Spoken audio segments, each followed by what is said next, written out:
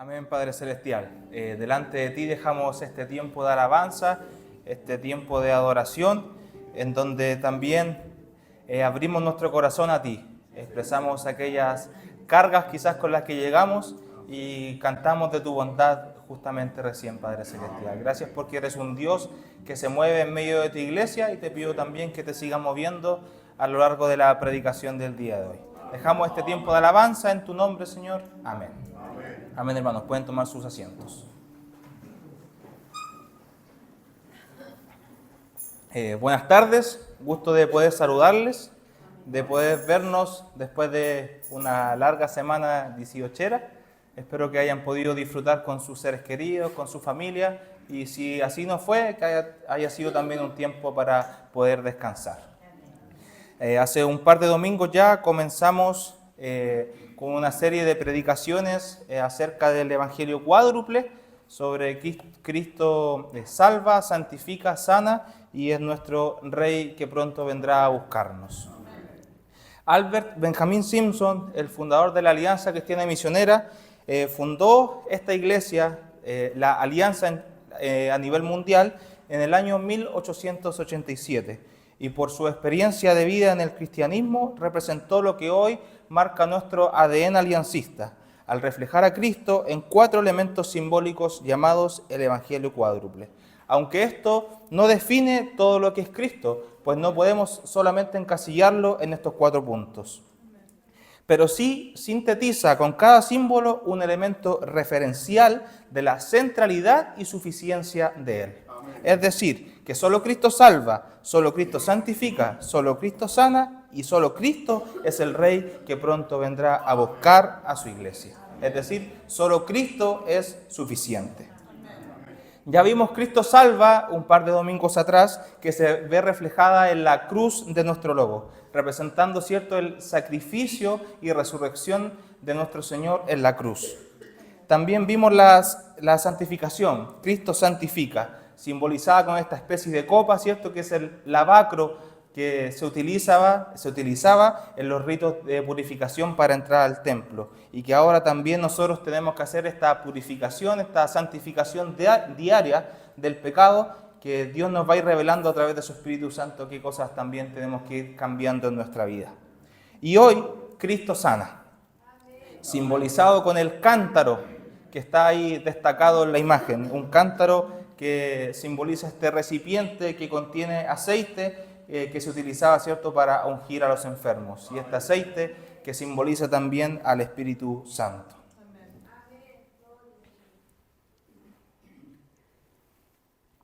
Cuando Simpson afirma que Cristo sana, lo hace referenciándose en Isaías 53:4.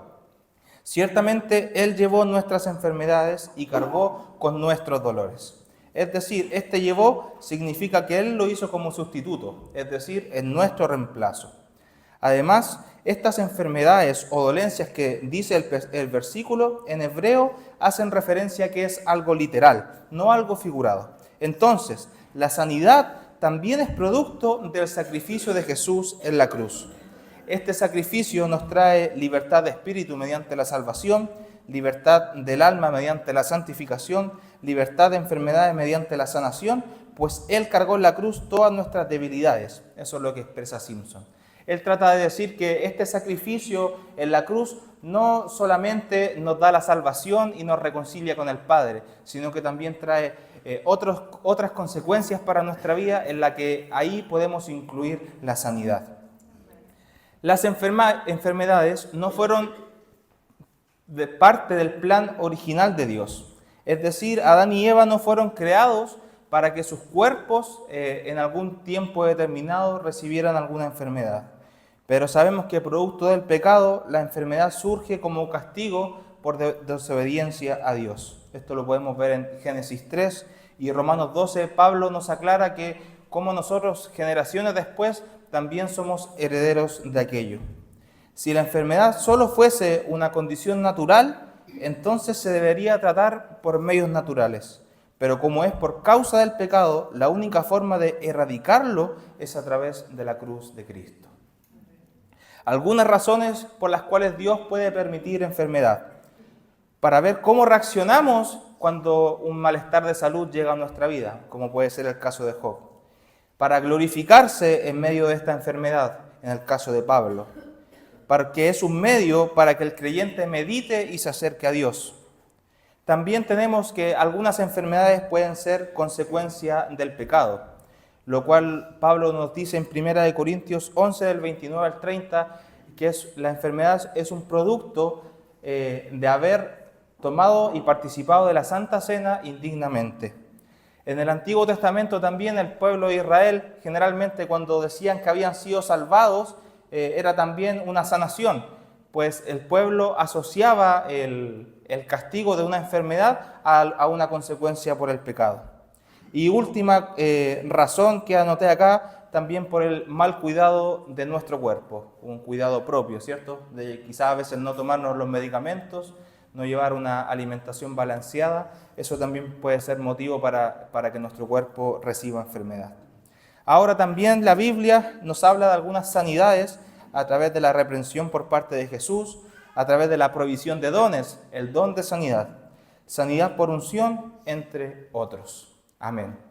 Luego de esta introducción acerca de lo que es la sanidad, les doy un momento, hermano, para que puedan presentarse delante de Dios.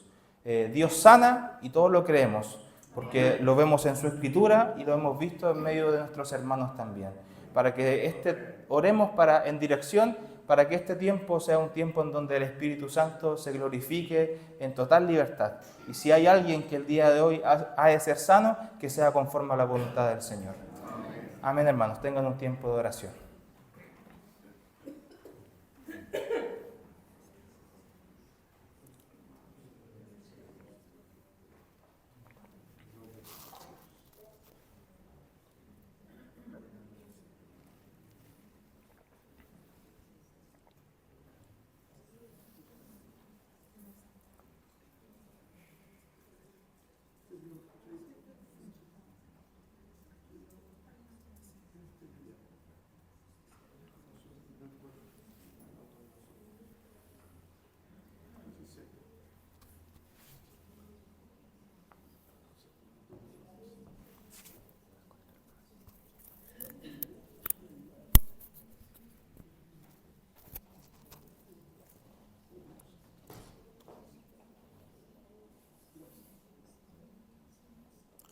Padre, en este momento oramos al Dios sanador, al Cristo que sana.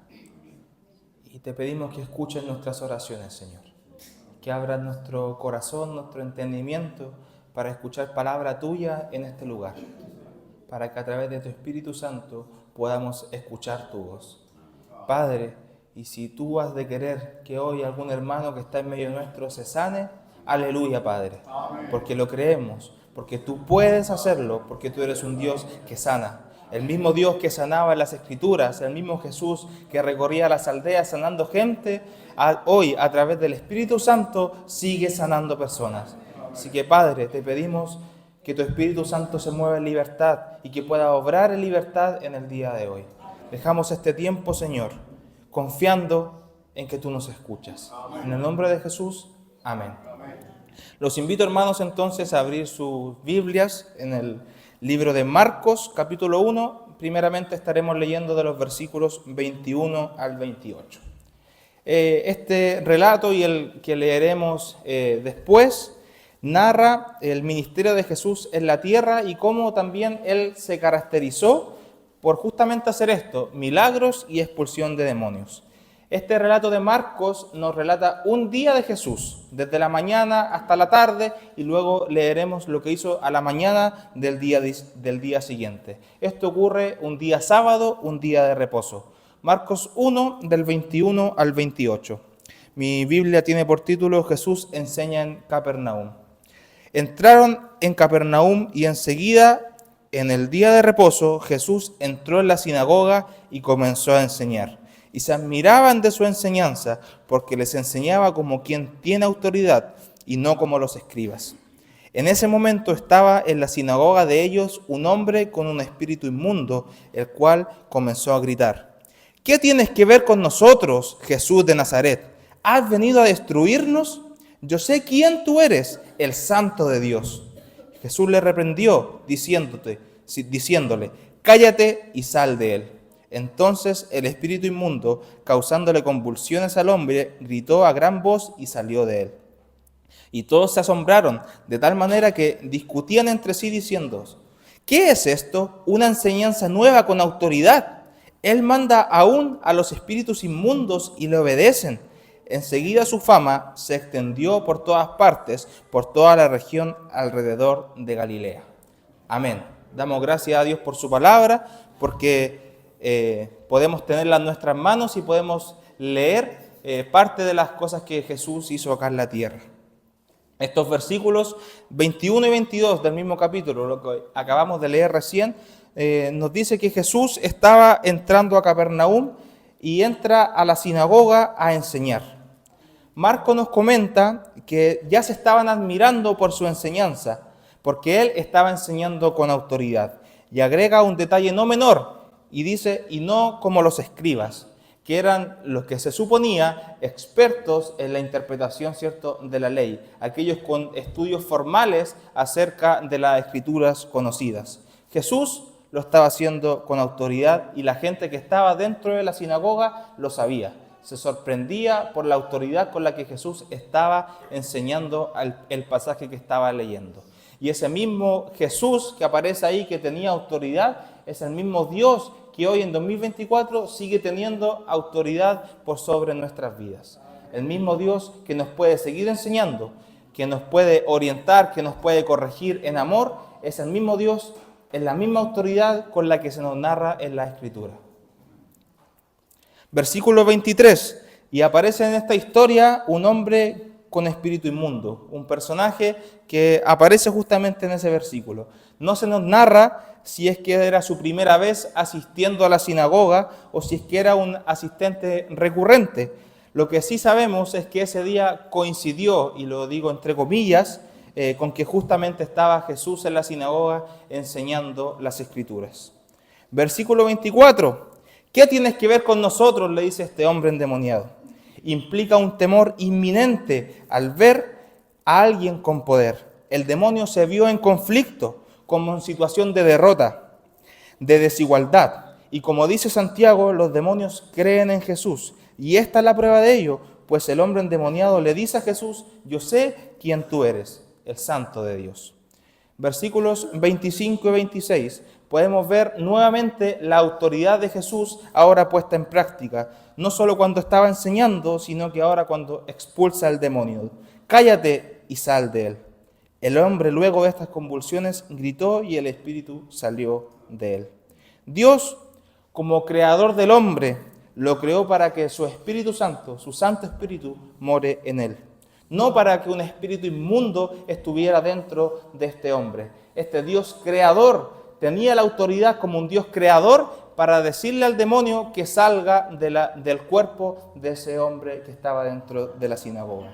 Tenía la autoridad no solo para enseñar, sino que también para expulsar demonios. Versículos 27 y 28.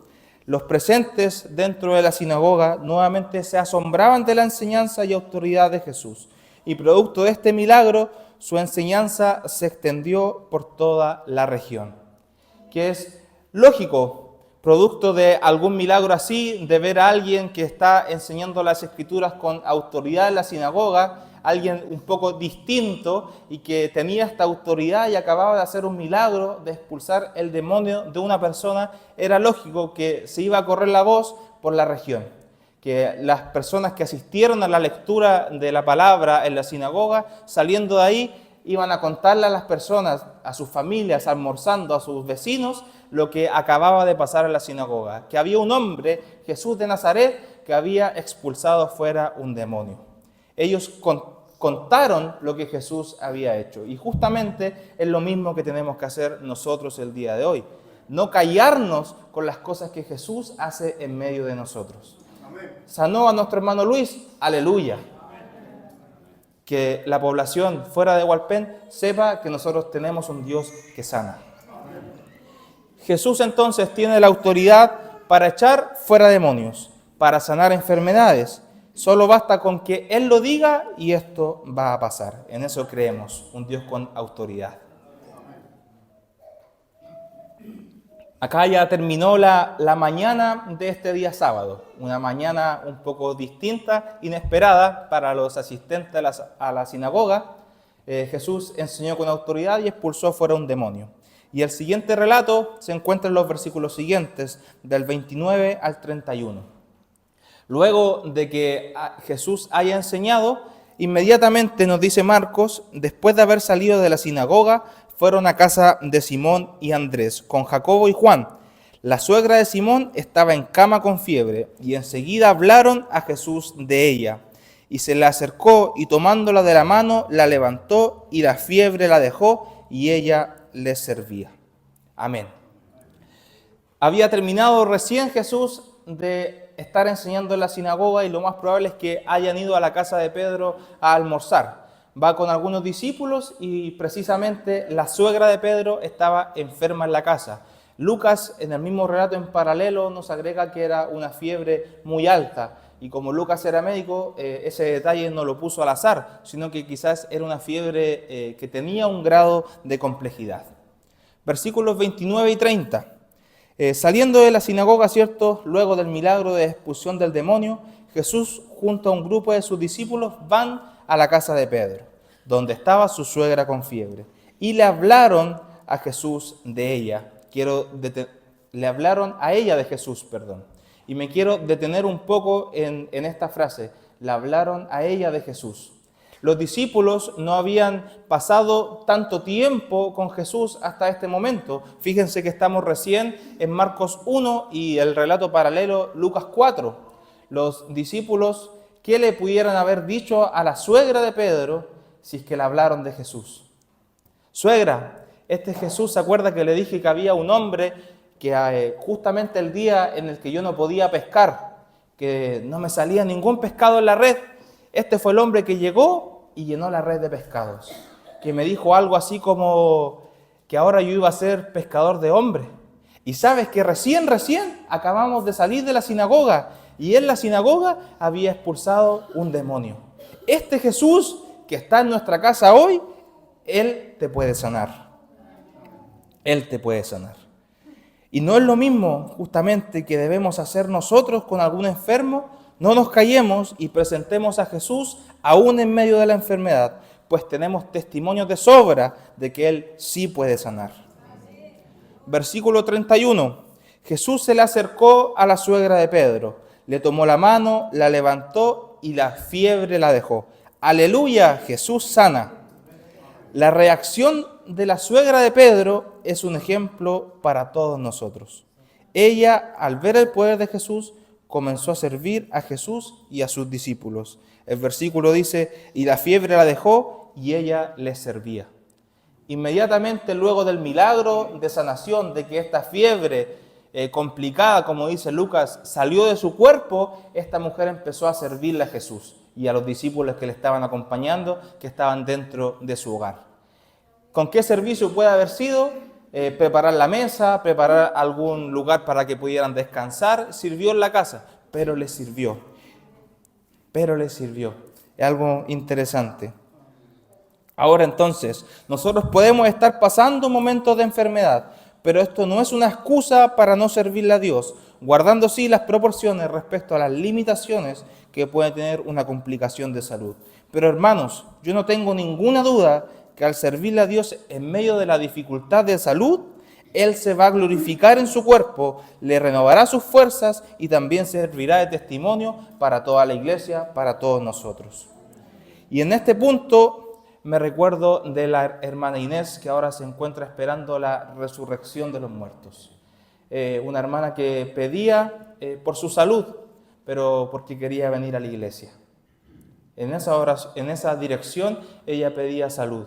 Me acuerdo una vez que dijo en un culto de oración, cuando ya le empezó a fallar su memoria, que se podía olvidar de todo, menos de Dios. En esa dirección pedía oración nuestra hermana Inés. Entonces, les pregunto si es que hay algún enfermo en este momento. ¿Para qué quiero la sanidad?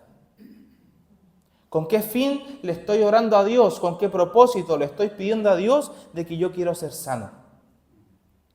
¿Qué voy a hacer inmediatamente después si es que hoy Dios me sana? ¿Qué es lo primero que voy a hacer? Algo en lo que podemos reflexionar. Y si usted ya fue sano de alguna enfermedad en algún momento, ¿para qué Dios me sanó? Es algo que también puede preguntarse. ¿Qué hice después de que Dios me sanó? De que respondió esa oración que le pedía oración a la iglesia por tanto tiempo. Dios me respondió, pero ¿qué hice después de que Dios me sanara? Sigamos el ejemplo entonces de la suegra de Pedro, que Jesús la sanó y ella se puso al servicio de la obra de Jesús. Versículos 32 al 34. Luego de este milagro, como veíamos en el relato anterior de la expulsión del demonio, ocurre algo similar. La fama de Jesús había crecido, por lo que en la tarde de ese día, y acá Marcos marca esa palabra, en la tarde de ese día, marcando el término del día de reposo, es decir, ya terminando el día de reposo se podían cargar enfermos. Si no, no era lícito, no se podía hacer. Ya había terminado el día de reposo, por lo que ya se podían cargar enfermos. ¿Y qué pasó entonces? Afuera de la casa de Pedro estaba la ciudad entera, una multitud de personas esperando ser sanadas de enfermedades y de demonios. Eso dice el versículo, los versículos 32 al 33. Y versículos 34, y sanó a muchos que estaban enfermos de diversas enfermedades y expulsó muchos demonios. Y no dejaba hablar a los demonios porque ellos sabían quién era Él. Amén. Un día bastante ajetreado para Jesús. Llega, ¿cierto?, a Capernaum, entra a la sinagoga, enseña la palabra, expulsa a un demonio. Cuando llega el momento de ir a la casa de Pedro, sana a la suegra de Pedro, alcanzan a descansar un momento y ya cuando era de tarde, una multitud de personas llegó a la puerta de la casa de Pedro porque querían ser sanados, querían que demonios salieran de ellos, o simplemente había gente que quería ver con sus propios ojos si es que era verdad lo que se estaba contando, que había un hombre llamado Jesús de Nazaret que estaba haciendo sanidades y que estaba expulsando demonios. Marcos, sigamos leyendo ahora, y es la última porción que vamos a leer, del 35 al 39. Esto se nos narra lo que pasó al día siguiente de todo lo que acabamos de escuchar. Levantándose muy de mañana, cuando todavía estaba oscuro, Jesús salió y fue a un lugar solitario y allí oraba. Simón y sus compañeros salieron a buscar a Jesús, lo encontraron y le dijeron: todos te buscan. Luego de este día intenso que había sucedido en día sábado, Jesús se levantó muy de mañana, y Marcos nos da el detalle de que era muy temprano porque aún estaba oscuro, y se apartó a orar. Él mismo, el mismo Hijo de Dios, se apartaba a orar y sabía que él tenía que tener una dependencia con el Padre. Sabía y le daba importancia a la oración en su vida. Y cuánto más para nosotros que somos simples mortales. Tenemos que darle prioridad a la oración en nuestra vida. Jesús, luego de todo lo que había pasado el día anterior y lo que podría llegar a pasar durante ese día, apartó un momento para orar a Dios. No es justo, a veces nosotros ponemos la excusa del tiempo, que en qué momento, pero miren el día de Jesús, todas las cosas que tuvo que hacer, pero aún así Dios le dio fuerza, se levantó temprano y pudo orar al Padre, que es justamente el ejemplo que tenemos que seguir nosotros. Jesús no responde a todos te buscan, que era lógico de los discípulos, que despertaron, abrieron los ojos y escucharon que había una multitud de personas afuera de la casa, que claramente querían seguir siendo sanados, seguir con la expulsión de demonios, querían seguir viendo a este hombre que tenía autoridad. Todos te buscan, Jesús, ¿dónde estás? Nosotros no sabemos qué hacer, yo no sé cómo expulsar un demonio, yo no sé cómo sanar. Todos te buscan, ¿dónde estabas? Es lógica, ¿cierto?, la reacción de los discípulos en medio de esta situación. Pero Jesús no les responde como ellos estaban esperando.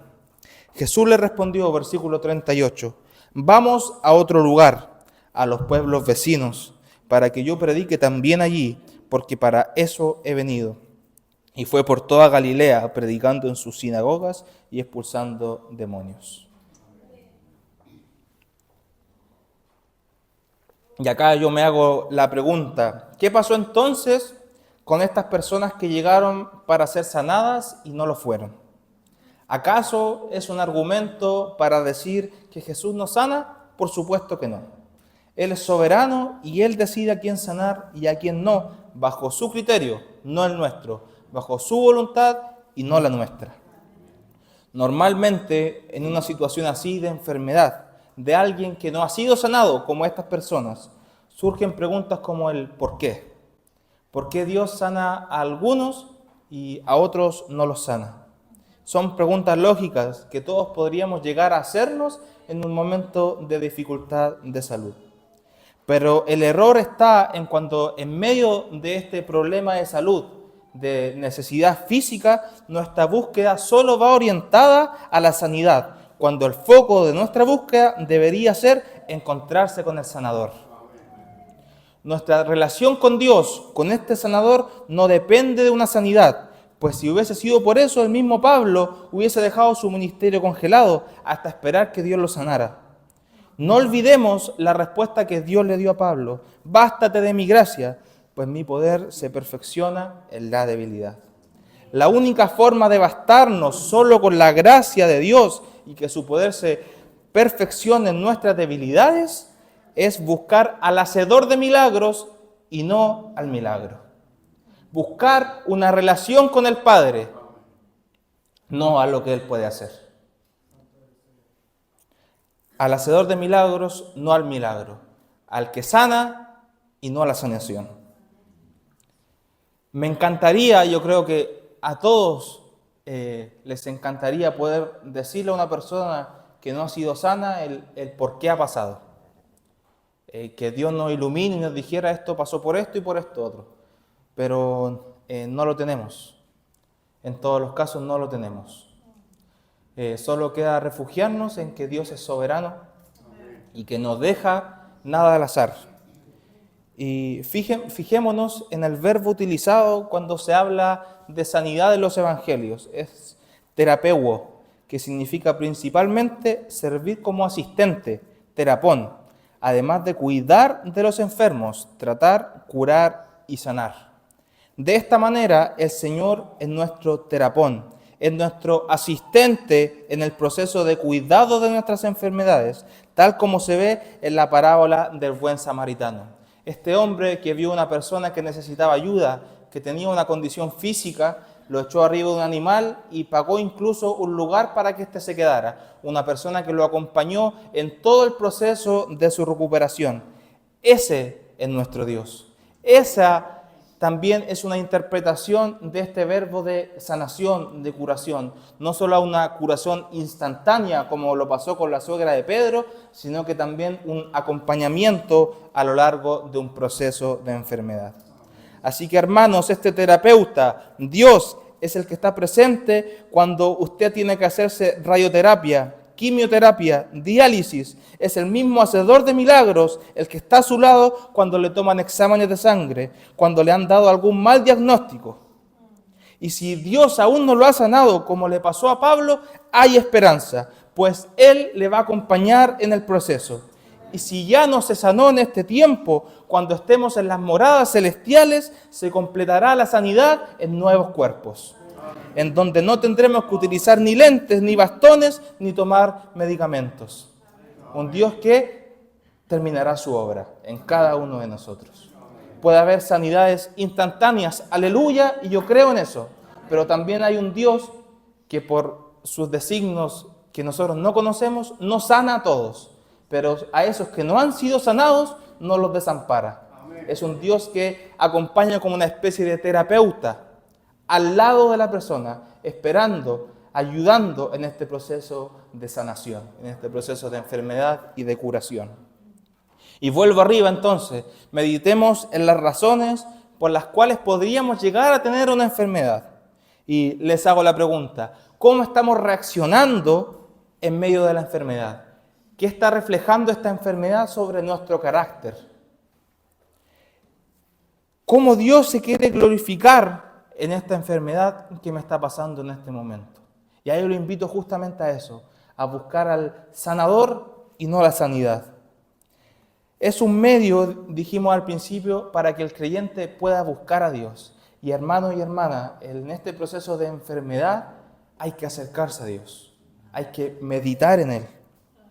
Y recuerden las preguntas que hacíamos. ¿Para qué quiero ser sano? ¿Qué es lo que voy a hacer inmediatamente después si Dios me da la sanidad del día de hoy? Recordemos también que puede ser una consecuencia del pecado. Así que también hoy puede ser un día de pedir perdón a Dios. Mi oración es que en momentos de enfermedad podamos seguir clamando, tal como el profeta Jeremías en el capítulo 17, versículo 14. Sáname, oh Señor, y seré sanado. Sálvame y seré salvado, porque tú eres mi alabanza. O el salmista en el capítulo 38, versículo 15. Porque en ti espero, oh Señor. Tú responderás, Señor, Dios mío. Todo lo que vimos hoy refleja el poder de nuestro Dios. Un Dios, un Cristo que sana y que hoy su ministerio no ha cesado, pues continúa mediante el Espíritu Santo que ahora está viviendo en nosotros. Dios puede sanar heridas físicas, heridas emocionales, por la pérdida de algún familiar o las enfermedades que estábamos hablando. La sanidad es algo integral. Como dijimos, puede pasar al instante, pero también puede ser un proceso y en ese proceso hay esperanza porque Dios promete estar junto a nosotros. Por lo tanto, hermanos, como dice Santiago, que si es que hay alguno enfermo entre nosotros, llame a los ancianos de la iglesia. Justamente es lo que vamos a hacer ahora junto al pastor. Y vamos a orar por los enfermos. Así que mientras el ministerio musical toca una alabanza, la iglesia ora, les vamos a estar esperando acá, hermanos, porque nosotros sí creemos que hay un Dios que sana. Sí creemos que hay un Dios que sana. Así que, iglesia, acompáñenos en oración, porque si es la voluntad de Dios que hoy alguien se sane, que así sea y nadie se lo impida. Amén, hermanos. Oremos.